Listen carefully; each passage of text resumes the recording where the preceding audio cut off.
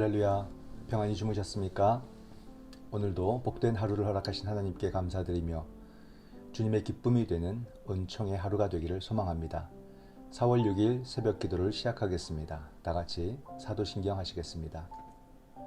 나는 전능하신 아버지 하나님 천지의 창조주를 믿습니다. 나는 그의 유일하신 아들 우리 주 예수 그리스도를 믿습니다. 그는 성령으로 잉태되어 동정녀 마리아에게서 나시고 본디오 빌라도에게 고난을 받아 십자가에 못 박혀 죽으시고 장사된 지 사흘 만에 죽은 자 가운데서 다시 살아나셨으며 하늘에 오르시어 전능하신 아버지 하나님 우편에 앉아 계시다가 거기로부터 살아있는 자와 죽은 자를 심판하러 오십니다. 나는 성령을 믿으며 거룩한 공교회와 성도의 교제와 죄를 용서받는 것과 몸의 부활과 영생을 믿습니다. 아멘. 사랑의 주님, 은혜에 감사드립니다. 이 하루도 주님의 뜻을 따라 한 걸음 한 걸음 믿음으로 살게 하시고 나와 함께하는 모든 사람들에게 용기와 소망을 주는 성도의 삶을 살게 하여 주시옵소서. 이 시간도 주님이 함께 하시기를 간절히 소망하오며 예수님의 이름으로 기도드립니다. 아멘. 찬송가 397장입니다. 주 사랑 안에 살면 397장 1절 2절 간주 3절입니다.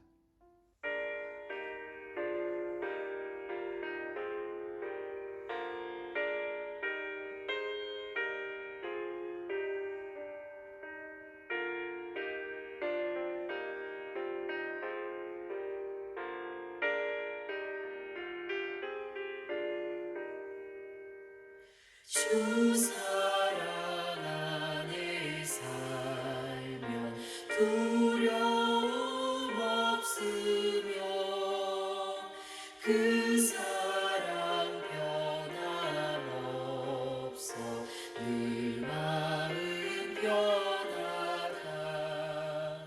저 폭풍 몰아쳐서 내 마음 주 나의 곁에 계셔 겁낼 것 없어라. 주 나의 목자시니 부족함 없으며 주 인도하는 대로 늘 따라가리라. 그 지혜 나를 깨쳐 내 앞길 밝히니 나 주의 길을 따라 주 함께 살리라.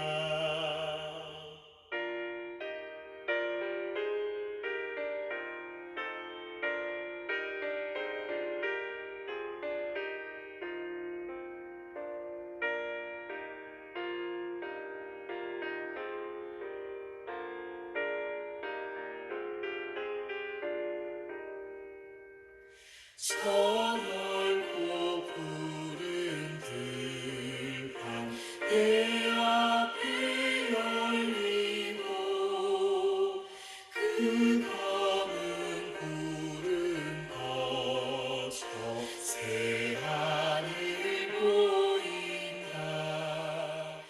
끝없는 나의 소망 저 환한 생명길 참 보배 되신 주님 늘 함께 하소서.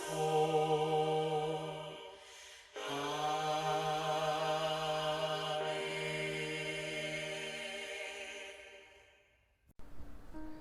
오늘의 말씀은 출애굽기 1장 15절에서 22절 말씀입니다. 출애굽기 1장 15절에서 22절 말씀. 애굽 왕이 히브리 산파 십브라라 하는 사람과 부하라 하는 사람에게 말하여 이르되 너희는 히브리 여인을 위하여 해산을 도울 때에 그 자리를 살펴서 아들이거든 그를 죽이고 딸이거든 살려두라. 그러나 산파들이 하나님을 두려워하여 애굽 왕의 명령을 어기고 남자 아기들을 살린지라. 애굽 왕이 산파를 불러 그들에게 이르되 너희가 어찌하여 이같이 남자 아기들을 살렸느냐. 산파가 바로에게 대답하되 히브리 여인은 애굽 여인과 같이 아니하고 건장하여 산파가 그들에게 이르기 전에 해산하였더이다 하매 하나님이 그 산파들에게 은혜를 베푸시니 그 백성은 번성하고 매우 강해지니라. 그 산파들은 하나님을 경외하였으므로 하나님이 그들의 집안을 흥왕하게 하신지라. 그러므로 바로가 그의 모든 백성에게 명령하여 이르되 아들이 태어나거든 너희는 그를 나일강에 던지고 딸이거든 살려두라 하였더라. 아멘. 네, 오늘의 말씀을 함께 묵상합니다. 오늘의 말씀은 히브리 산파 십부라와 부하의 일들이 나타납니다. 애굽 왕 바로는 그들에게 히브리인의 남자아이가 태어나면 죽이라는 명령을 내리죠. 그러나 하나님을 두려워해서 이 두 산파는 그 명령을 어기고 또 아이들을 살리게 됩니다. 이로 인해서 하나님의 큰 은총을 받았다라고 말하고 있습니다. 오늘의 본문이 무엇을 전하고 있는지 그 의미를 함께 살펴보겠습니다. 본문 해설을 봅니다. 하나님은 역경 중에 피할 길을 내시는 분입니다. 이스라엘이 학대를 받을수록 더 번성하자 애굽 왕은 두 번째로 교활한 계책을 꾸밉니다. 히브리 산파들로 하여금 이스라엘 여인의 해산을 도울 때 여자아이면 살리고 남자아이면 죽이게 한 것입니다. 아이가 태어나자마자 죽으면 하나님 백성의 미래는 없습니다. 그러나 히브리 산파들은 하나님을 두려워하는, 하나님을 경외하는 사람들이었습니다. 그들은 애굽 왕의 명령을 거부하고 하나님 편에 서서 이스라엘 백성을 도웁니다. 세상 왕보다 하늘 왕을 두려워해서 언약 자손의 생명을 귀하게 여긴 산파들 집안에 하나님의 크신 은혜가 임합니다. 이렇듯 언약에 신실하신 하나님은 환난 가운데 있는 자기 백성에게 피할 길을 내시는 분입니다. 질문을 보면 애굽 왕이 히브리 산파들에게 내린 명령은 무엇인가요? 히브리 산파들처럼 사람보다 하나님을 두려워해 선택할 일은 무엇인가요? 네, 세상 왕보다 하나님을 두려워한 산파들의 이야기가 눈에 띄는 장면이죠. 하나님을 두려워해서 위험을 무릅쓴 산파들을 하나님이 은혜를 주시고 또 보호해 주십니다. 이처럼 하나님은 자기 백성들을 환난에서 지켜주시고 피할 길을 주시는 하나님이시다라고 하는 하나님의 주권적인 역사가 나타나고 있습니다. 이 이야기는 단순히 은혜롭다라고 말하면서 정리할 수 있는 그런 이야기가 아닙니다. 당시의 왕인 바로의 명을 어기고 보이지 않는 하나님의 뜻을 따른다는 것은 그 과정이 너무나 공포스럽고 목숨을 건 결단과 행동을 해야 한다는 의미거든요. 다른 측면에서 본다면 이 여인들은 당시에 또 주권자인 왕의 명령을 어긴, 그 나라의 질서를 어긴 비윤리적인 사람들이 되는 것입니다. 국가의 질서를 어긴 불법자, 그죠? 불법자들이 되는 것이죠. 그러나 이런 해석은 본문의 의미를 놓친 해석입니다. 본문은 이 히브리 여인들이 애굽의 여인들과 다름을 설명하기 위한 목적이 있습니다. 19절에 보면 히브리 여인들이 애굽 여인들보다 더 건강하다 이렇게 표현하고 있는데, 그것을 히브리어로 보게 되면은 히브리 여인들은 생명력으로 가득했다라는 뜻으로 설명을 하고 있습니다. 즉, 이 두 여인의 해석의 의미를 보면은 온 세상을 주관하시는 하나님의 주권을 인정하는 지혜를 바로 앞에서 비유적으로 선언한 것이죠. 그죠? 그래서 그 생명들을 살리고자 했던 두 여인들의 지혜가 여기서 나타나고 그것이 부각되고 빛나고 있다, 이렇게 보는 것이 본문을 바르게 해석을 하는 것입니다. 이처럼 우리는 세상의 질서 가운데 살아가지만 그 질서가 하나님의 통치 가운데 있음을 볼 수 있어야 됩니다. 하나님의 주권 가운데 세상을 지켜나가고 또 세상의 질서를 지켜나가야 된다라는 말이죠. 만족스럽지 못하더라도 세상 법은 우리가 지켜야 하는 질서입니다. 그렇게 생각을 해야 하지요. 근데 세상 법이 생명을 파괴하도록 명령한다면 더 큰 법인 하나님의 뜻을 선택하며 우리는 불이익을 감수해야 됩니다. 이러한 결단에 대해서 하나님은 히브리 산파 십부라와 부하에게 은혜를 베풀어 주셨던 것처럼 우리도 세상의 질서 가운데 우리가 하나님의 주권을 인정하면 하나님이 우리 모두에게 하나님의 은혜를 풍성히 부어주신다라는 것을 우리는 생각할 수 있습니다. 오늘의 삶도 세상 질서를 지켜나가며 하나님의 주권을 인정하는, 그러므로 은혜를 풍성히 누리는 복된 하루가 되시기를 바랍니다. 두 번째 본문 해설입니다. 교활한 통치자의 속셈은 결국 드러납니다.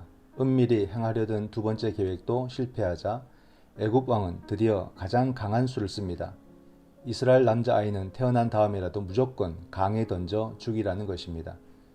애굽 왕은 하나님 백성을 이 땅에서 지워버리려 함으로써 이스라엘을 통한 하나님의 구속 역사의 대적자가 됩니다.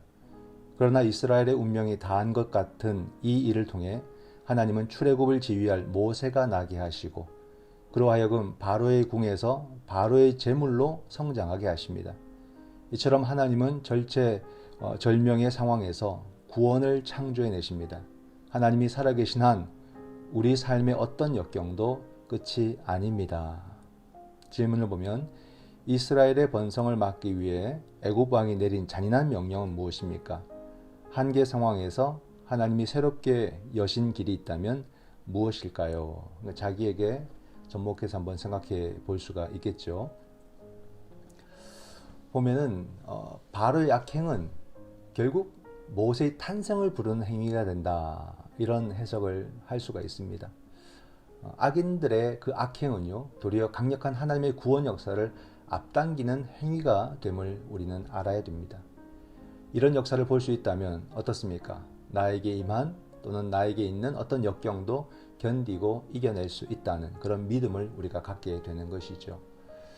나일강에 히브리 가정에서 태어난 남자아이를 다 빠뜨려서 죽이라는 명령이 내려집니다. 나일강은 이집트의 상징이에요. 생명의 근원으로 여기지는 그런 강입니다. 그러나 그곳이 지금 히브리인들에게는 죽음의 강이 된 것입니다. 하지만 또 보게 되면 나일강은 결국 모세가 살아나는 강이 되고 또 모세를 통한 10가지 재앙을 통해서 애굽인들에게 그 강은 도리어 재앙의 강이 되고 맙니다. 이처럼 어떤 나라나 어떤 민족이나 어떤 통치자가 결코 두려움이 아니라 하나님의 역사가 어떻게 이루어지느냐로 모든 것은 결정이 됩니다. 그러므로 세상 왕이 아니라 하나님을 두려워하는 삶이야말로 우리가 구원을 얻게 되는 길임을 알 수가 있지요. 오늘 우리의 삶도 환경이나 또는 사람을 두려움의 대상으로 여기지 마시고 오직 하나님을 신뢰함으로 세상을 두려워하지 않고 내게 주어진 모든 삶을 평안과 기쁨으로 누리시기를 소망합니다. 그러나 또 두 여인처럼 우리가 결단을 내려야 할 순간에는 오직 하나님만 생각하며 결단할 수 있는 그런 담대함이 있는 성도가 되시기를 축원드립니다. 오늘 하루도 하나님의 주권 안에서 평안한 삶, 기쁨을 누리는 삶을 사시기를 주님의 이름으로 축원드립니다. 기도하겠습니다. 거룩하신 하나님, 크신 은혜 감사드립니다. 우리의 모든 삶이 하나님을 온전히 신뢰하고 따르며 하나님의 주권을 인정하고 믿음의 결단 가운데 하나님의 은총을 경험할 수 있도록 우리를 인도하여 주시옵소서. 오늘 이 하루도 사랑하는 우리 주님과 동행하기를 원하오며 예수님의 이름으로 기도드립니다. 아멘. 지금은 우리 주 예수 그리스도의 은총과 아버지 하나님의 크신 사랑과 성령 하나님의 위로교통 하나 되게 하심이 하나님을 두려워하며 세상에 대하여 담대하기를 원하는, 그러므로 순간순간 믿음의 결단을 통해서 하나님의 뜻을 이루어가며 하나님의 기쁨과 세상의 소망이 되기를 원하는 여기 주의 사랑하는 자녀들과 저들의 가정 위에 지금부터 영원토록 함께 하시기를 간절히 축원하옵나이다. 아멘. 이 시간 우리가 함께 드릴 기도의 제목은 먼저 말씀을 생각하며 기도합니다. 하나님의 주권 인정, 그죠? 정확하게 기억합시다. 하나님의 주권을 인정하고 세상에 대하여서는 담대하기를 원합니다. 그러므로 하나님 또 세상 가운데 있는 이 세상을 우리가 바르게 섬기기를 원합니다. 그죠? 이 세상은 하나님 세상 가운데 있는 세상입니다. 그러므로 우리가 하나님의 주권을 인정해야만 세상을 바르게 섬길 수 있다는 것을 기억하고 기도해 주시기를 바랍니다. 두 번째로 코로나의 종식과 일상의 회복을 위해서 기도하기를 원합니다. 확진자가 수그러들기보다 지금 4차 확산을 염려하는 상황에 놓여 있습니다. 우리 사회를 주님께서 지켜주시고 보호하여 주시옵소서. 우리가 일상을 멈추지 않고 살아가지만 우리 각자가 방역에는 더욱더 힘써서 참여하도록, 동참하도록, 우리의 책임을 다하도록 우리를 인도하여 주시옵소서. 미얀마를 위해서 기도합니다. 미얀마인의 생명을 주님께서 보호하여 주시고 질병으로나 또는 총알로나 모든 생명이 다치지 않고 보호받고 생명이 생명답게 살아가도록 생명의 주인 되신 주님 도와주시옵소서. 마지막으로 우리 가정을 위해서 기도합니다. 가정이 안고 있는 문제들을 해결하여 주시고 계획과 소망과 기도의 제목들에 주님 응답하여 주시고 영광을 받아 주시옵소서. 이 시간 하나님을 향한 주권을 인정하며 세상을 섬기도록, 코로나가 재확산되지 않도록 우리의 책임을 위해서, 또 미얀마의 회복과 안정을 위해, 우리 가정들의 기도 제목을 위해 다 함께 기도하시겠습니다.